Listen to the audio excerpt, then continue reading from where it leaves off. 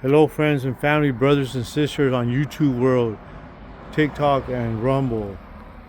I'm here with Chris. I met Chris today. He was looking for a ride for San Diego. I can't go that far, but brought him to Vidal Junction, about 50 miles away from where I met him. Needles.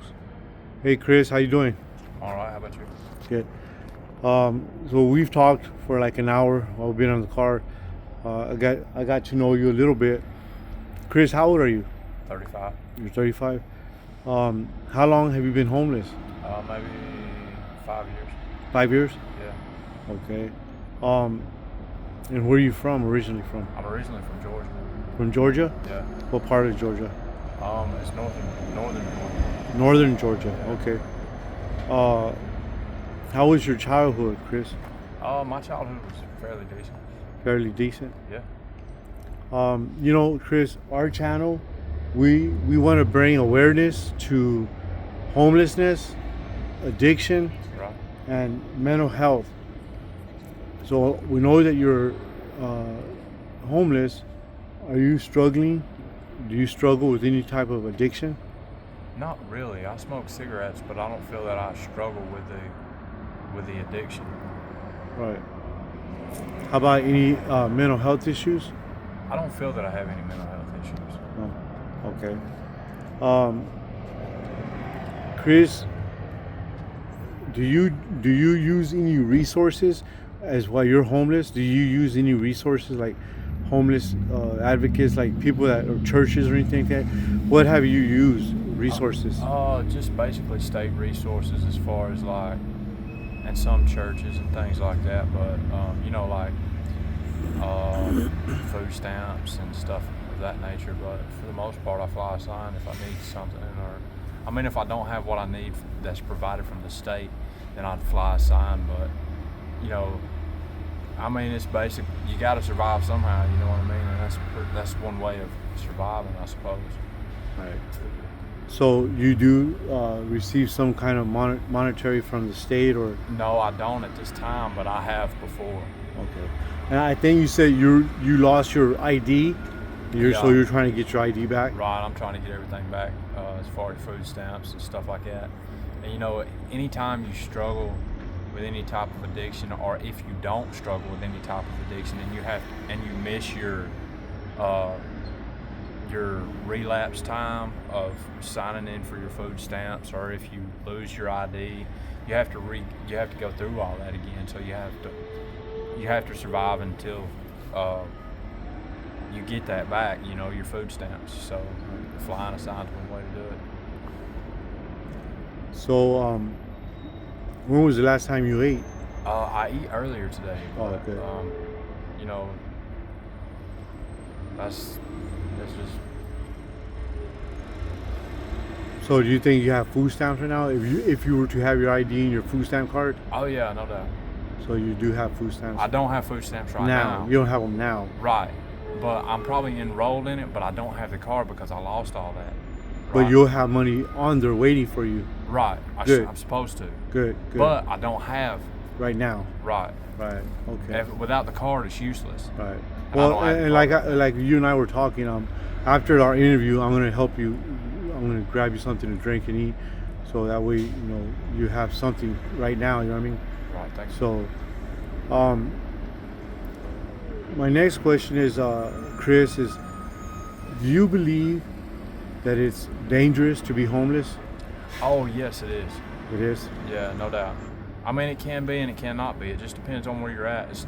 Anything can be dangerous. Living in a home can be dangerous. It depends on what type of home you're living in. Right.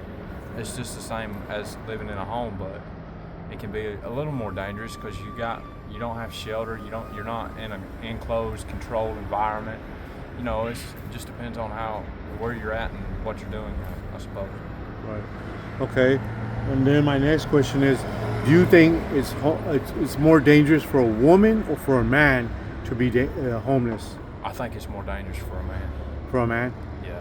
You're like the second person that have said that in the last couple of days. Why is that? Well, because men are more scrutinized throughout history, and they're hated more throughout history. And women are not hated as much, I don't feel like, throughout history. Okay. So, in what states have you been homeless? I've been homeless in all the southern states, All the southern states? every southern state. And then I think you were sharing with me earlier, while we were riding, that you said you were homeless right now for the right now in the meantime is because of some injuries. Yeah, I inquired a couple injuries. My jaw's been broken in 4 places, my knee's been crushed, and I've been froze 3 times. So those injuries are, Prevents you from working. yeah, they're pretty severe. Yeah. So you're trying to get something from the state. Well, actually, I'm trying to get a surgery from the state, right? Okay.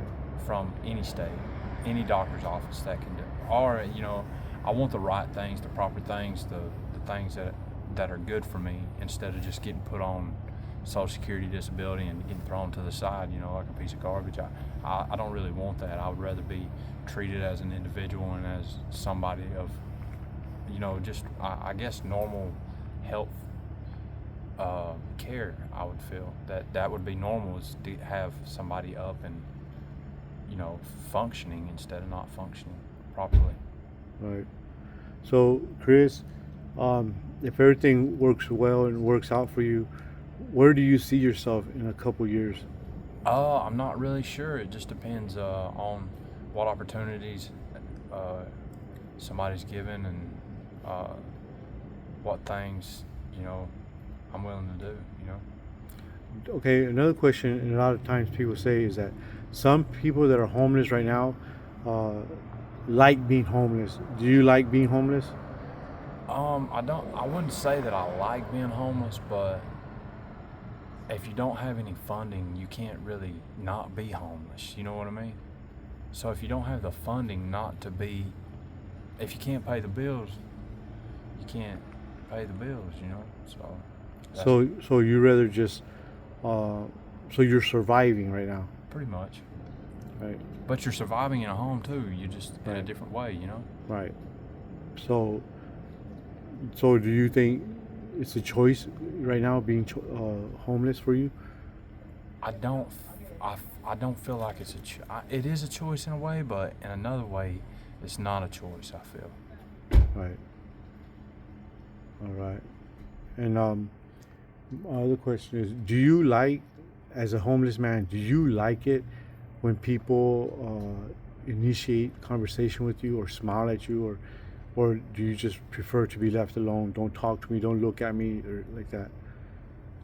Initiating conversation. I guess it just depends on. I'm just a normal human being, so I guess it just depends on things that are going on throughout the day, or I'm normal, just a regular individual. So I guess it just depends.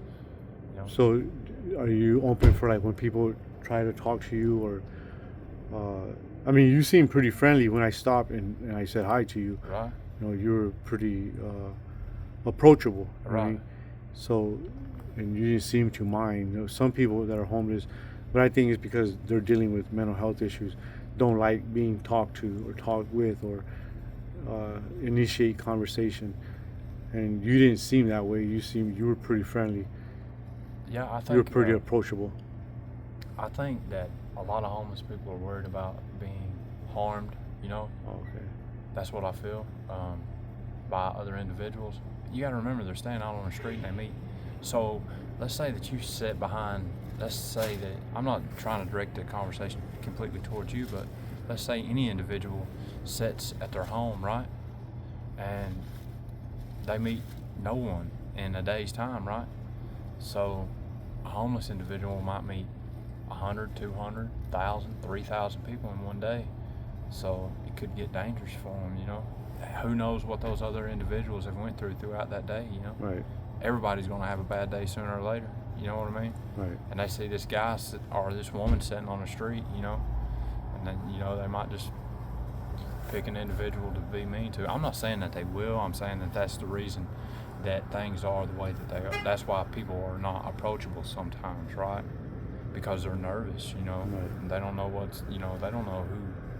they don't know a lot of the people that's walking in front of them, Right. And I just heard the other day that in Victorville, I did an interview with the guy, Brennan. His name is Brennan, and he was telling me that in Victorville they're looking for a guy right now because he's just going around dousing gasoline on people and setting them on fire.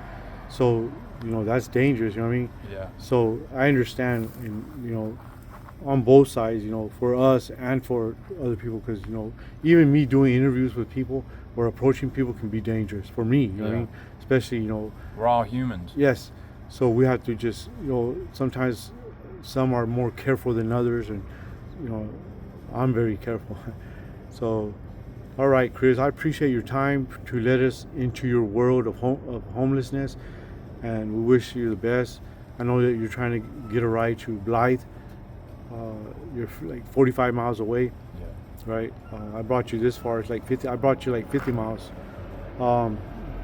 So we just wish you the best, and I hope you make it to San Diego. Thank you, Ron. Thanks, Chris. I appreciate you.